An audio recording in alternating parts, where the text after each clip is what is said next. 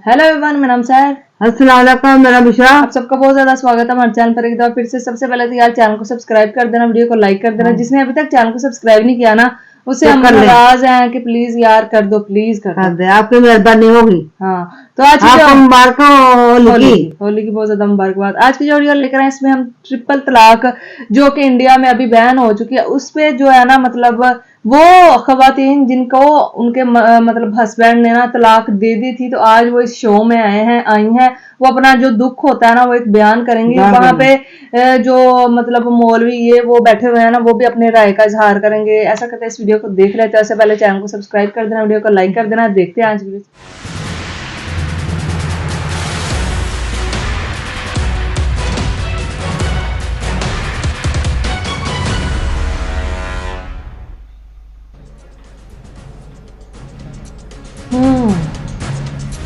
नमस्कार, आप देख रहे हैं आज तक। आपके साथ मैं हूं अंजना ओम कश्यप। वक्त स्पेशल रिपोर्ट का है और इसीलिए चूंकि खबर स्पेशल है, इसीलिए आपके सामने एक अलग अंदाज में आज हम स्पेशल रिपोर्ट में हाजिर हो रहे हैं। और वो सिर्फ इसलिए क्योंकि देश में एक आवाज बुलंद हो रही है। कुछ उसके पक्ष में बोल रहे हैं, कोई दूसरी तरफ भी खड़ा है, लेकिन इन सब के बीच ये आवाज 3 तलाक को खत्म करने के लिए देश में उठ रही है। और इस आवाज में शामिल है इस देश के प्रधानमंत्री नरेंद्र मोदी की आवाज और उत्तर प्रदेश के मुख्यमंत्री योगी आदित्यनाथ की आवाज। योगी आदित्यनाथ ने तो इसे चीरहरण तक कह दिया है। पहले सुनिए, फिर चर्चा की शुरुआत होगी। आज इस कार्यक्रम में 20 ऐसी महिलाएं हैं जो अपनी आप बीती सुनाएंगी तो आपके रोंगटे खड़े हो जाएंगे। किसी की बेटी मर गई क्योंकि उसे तलाक तलाक तलाक कहकर इतना परेशान कर दिया गया था, उसके पास कोई रास्ता नहीं था। मोबाइल के जरिए, स्पीड पोस्ट के जरिए, यह है पूरा फसाना। लेकिन क्या है इस देश पर उत्तर प्रदेश योगी आदित्यनाथ की राय? शुरुआत वहां से। कुछ लोगों के मुंह बंद हैं। मुझे याद आता है जब आज लोग देश की एक ज्वलंत समस्या को लेकर के मुंह बंद किए हुए हैं, तो मुझे महाभारत की सभा याद आती है जब द्रौपदी का चीरहरण हो रहा होता है। और उस समय द्रौपदी ने उस भरी सभा से एक प्रश्न पूछा था कि आखिर इस घटना का दोषी कौन है, इस पाप का दोषी कौन है, चीरहरण की घटना का दोषी कौन है।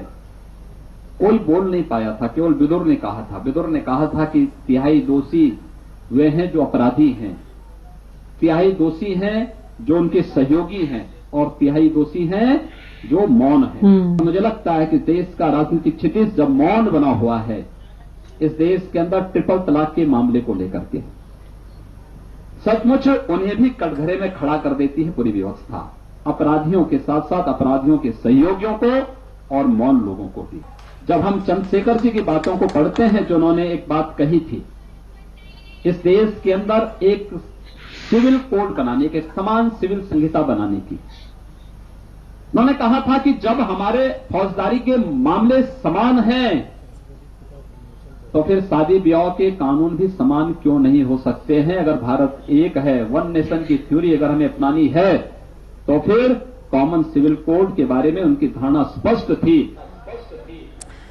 मुस्लिम धर्मगुरु ये कहते हैं कि दरअसल 3 तलाक तो बहाना है, यूनिफॉर्म सिविल कोड ये सरकार थोपना चाहती है।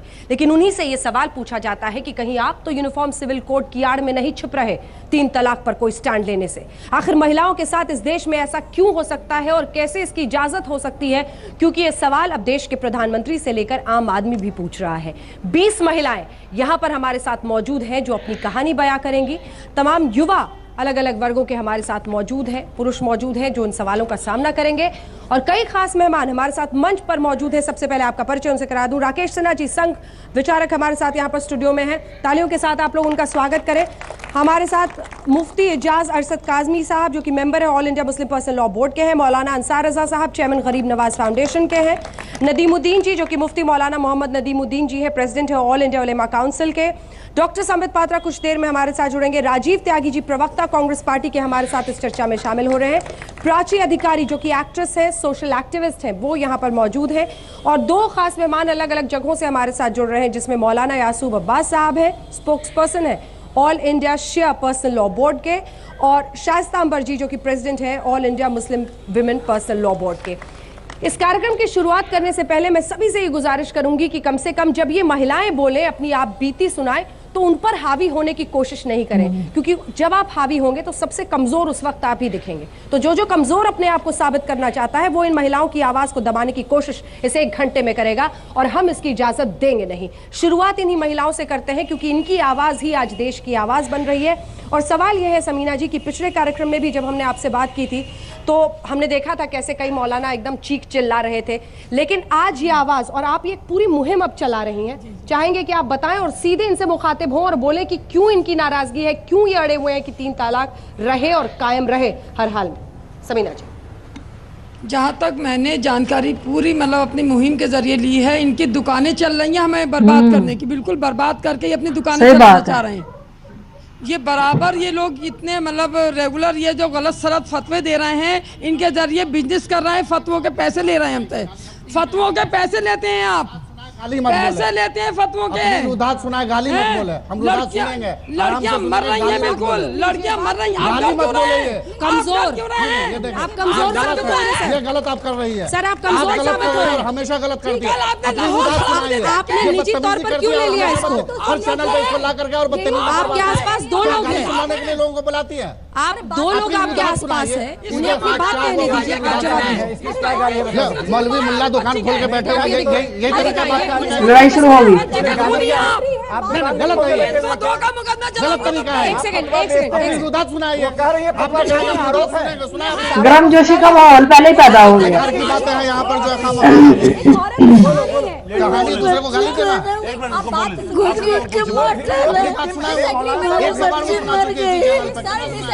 बच्चे छोड़ के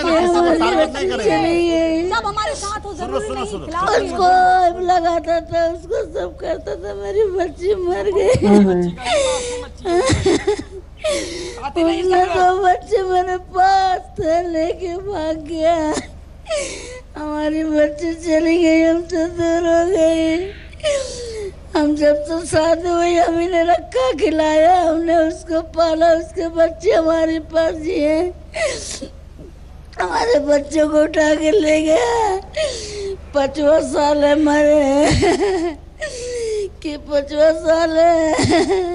काज़मी साहब, हिम्मत है सामना करने की? आप दिखाइए अपना जोश। इसमें इस्लाम और मुसलमानों का क्या कसूर है?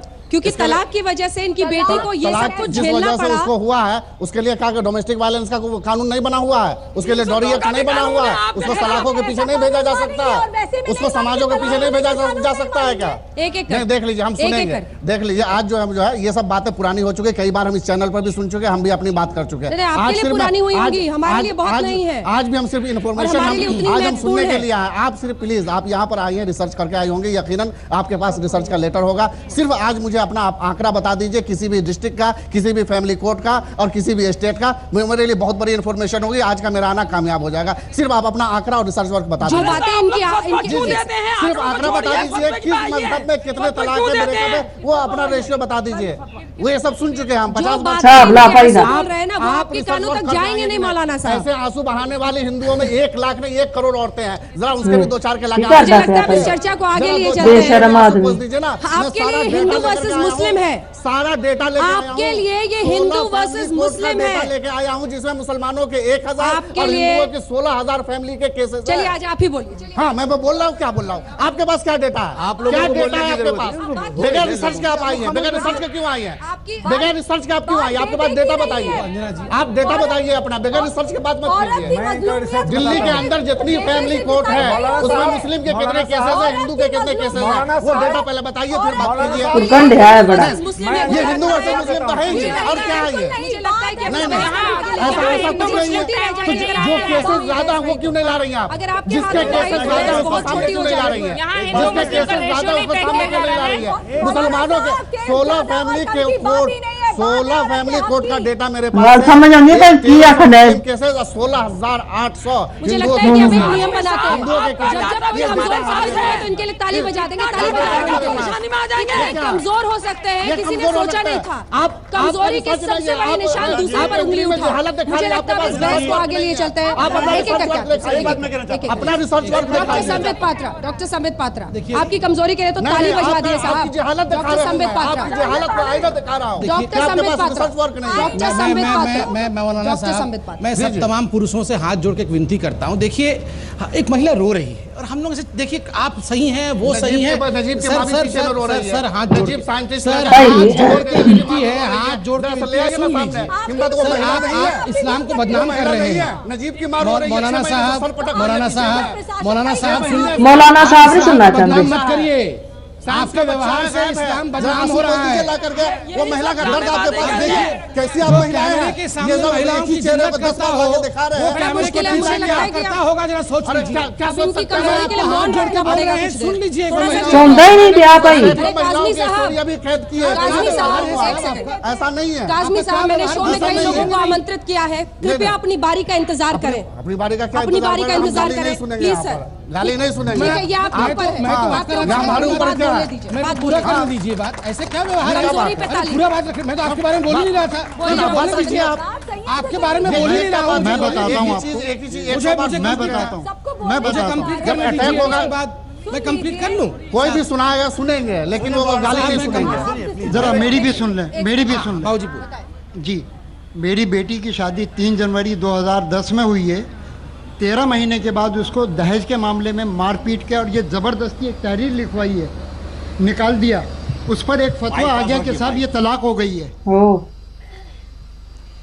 तो अलीगढ़ से बना हुआ है कि नहीं बना हुआ है? कानून बना हुआ है, दहेज मुखालिफ कानून बना हुआ है कि नहीं बना हुआ है? बना हुआ है, लेकिन ऐसे मेरा कहना और है, मेरा कहना और है, सवाल ना पूछे, आप अपनी बात रखें। कानून बना हुआ है, एक्सक्यूज मी लेकिन इस गलत तरीके से फतवा लेके तलाक नहीं, वो जब दहेज की वजह से तलाक दिया गया है तो उसको जाना चाहिए ना। सर आपको रुकना पड़ेगा, बारी बारी से बोलेंगे, हम लोग बारी बारी से बोलेंगे, जनता समझ पाएगी। ऐसे लड़ने से फायदा नहीं है।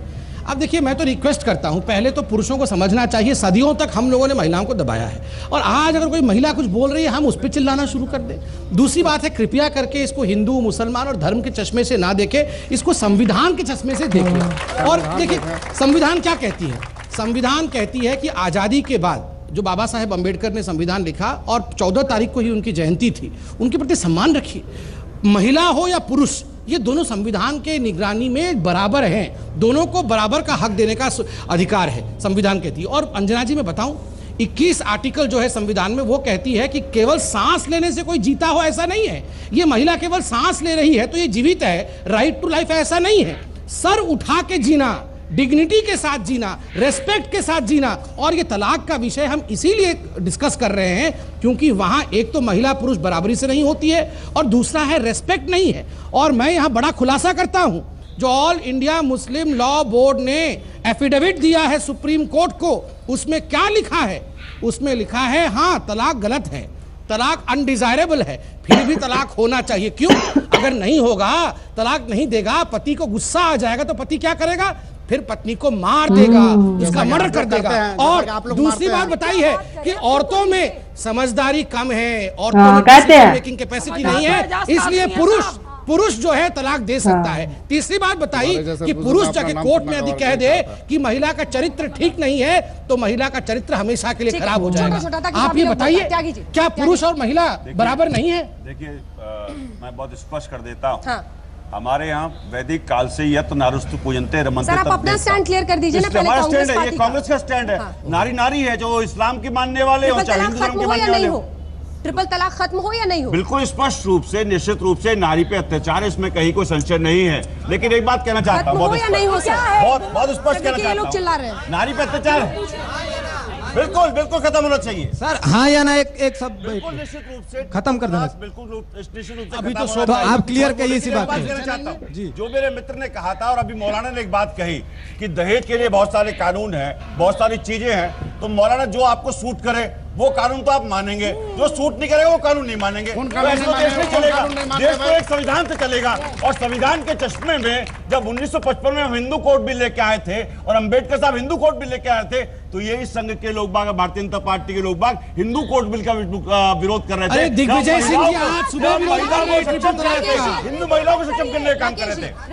दिग्विजय सिंह जी आज सुबह विरोध कर रहे थे, महिलाओं को जब सक्षम कर रहे थे, महिलाओं को सक्षम कर रहे थे, तब ये लोग विरोध कर रहे थे। मैं एक लास्ट सेंटेंस कहना चाहूंगा, मैं मानता हूं जना जी, महिला है, तो महिला इस्लाम की मानने वाली हो चाहे हिंदू धर्म की मानने वाली हो, उसको अधिकार मिलने चाहिए, उसको अधिकार मिलने चाहिए, इसमें कोई संशय नहीं है। और ट्रिपल तलाक निश्चित रूप से एक बुरी कुरीति है जो इस्लाम के लोगों को उसको करेक्ट करना चाहिए। देखिए मैं ये कहना चाहता हूँ, ये सब उत्तर प्रदेश के हार के बाद ऐसा हुआ है।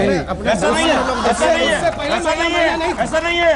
हिंदू कोड बिल का आपने विरोध किया था माय डियर फ्रेंड, महिलाओं के अधिकार का आपने विरोध किया था, और 2005 में हम ही लोग बागों ने सक्सेशन का अधिकार दिया हिंदू महिलाओं को, जिसमें पता अभी समीना जी कमेंट कर रही थी कि अब ये पॉलिटिक्स करेंगे, पिता की संपत्ति में अधिकार मिलता है। ये कमेंट कर रही थी अभी पॉलिटिक्स करेंगे। प्लीज बीजेपी वर्सेस कांग्रेस मत कीजिए। राकेश सिन्हा जी, ये हमारा मजलूम औरतों का मसला है, आपका मसला नहीं है ये। हाँ बिल्कुल सही कह रहे हैं आप। मजलूम तो हर जगह हो सकता है, आप बात मत करिए, मजलूम सब जगह हो सकता है, सियासत मत करिए ना, मजलूम सब जगह हो सकता है, मत करिए ना। यहाँ हमारा दर्द है, हो सकता है, यहाँ आप दर्द सुनने आए या सियासत करने? तो करेक्ट तो भारतीय जनता पार्टी को भी कर लेना चाहिए, अत्याचार ये भी करेक्ट करें अपने आप को। अरे बरसों से आप वोट बैंक बनाते आए मुस्लिम को, ये इनसे पूछिए, इनसे पूछिए, आपसे पूछा, हमसे क्या पूछेंगे, हमसे क्यों पूछेंगे? देखिए हमने तो महिलाओं को बराबर का अधिकार दिए। संबित पात्रा, आप बताओ हिंदू कोड बिल का विरोध आप प्लीज एक सेकंड सर, बाकी पार्टिसिपेंट्स भी हैं। आप हिंदू कोड बिल पे आइए ना, आप हिंदुओं की पार्टी बनाते हो अपने आपको। जब हिंदुओं को, हिंदू महिलाओं को अधिकार दे रहे थे, जब शारदा एक्ट को खत्म कर रहे थे, जिस वक्त हम बाल विवाह को खत्म कर रहे थे, तो आप सपोर्ट कर रहे थे संघ के लोग बात और भारतीय जनता पार्टी के लोग बात, जिसको कोई बात नहीं देंगे। बहुत स्पष्ट है, बहुत स्पष्ट है, महिला महिला है, महिला है, महिला कैसे हो जाना चाहिए, दीजिए अधिकार, आपका अधिकार दे रहे हैं। देखिए ये बातें इसलिए होती हैं कि हम लोग चिल्ला चिल्ली करके तर्क और लॉजिक से काम नहीं करते हैं।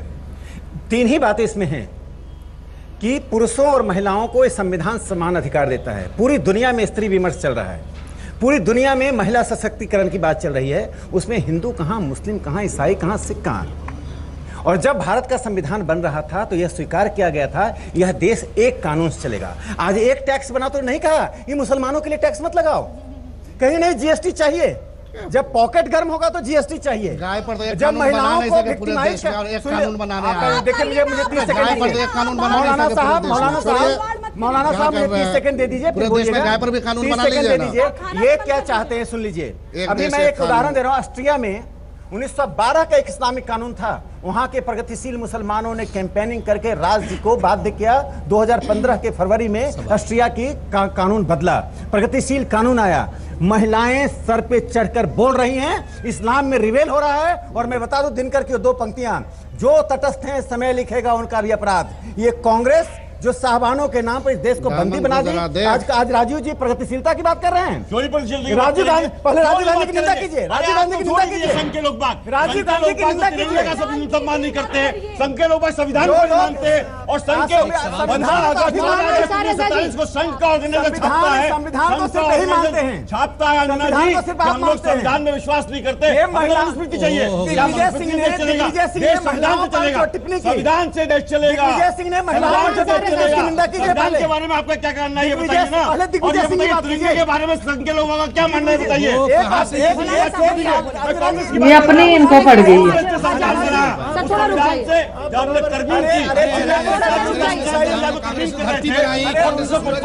हिंदू महिलाओं को अधिकार दे रहे थे तो ये संघ के लोग विरोध कर रहे थे।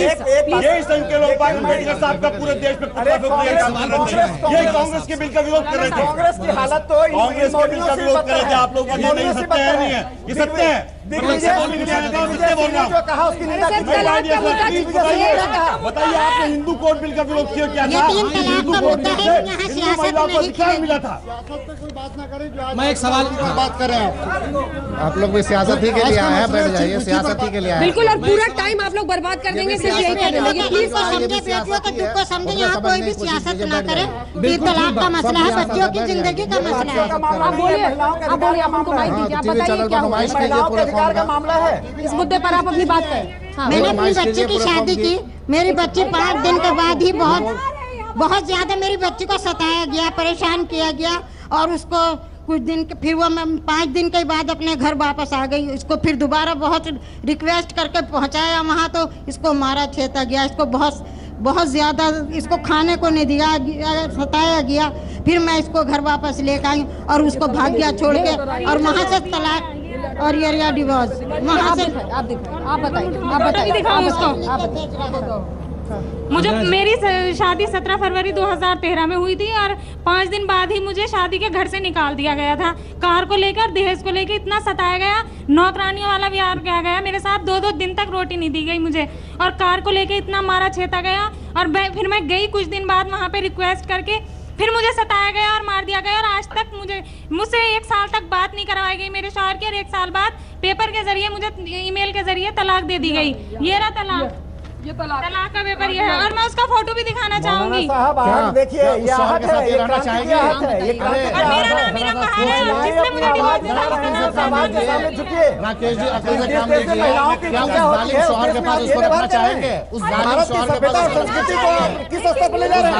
पास रखना चाहेंगे इसको? क्या शौहर की बात कर रहे हैं?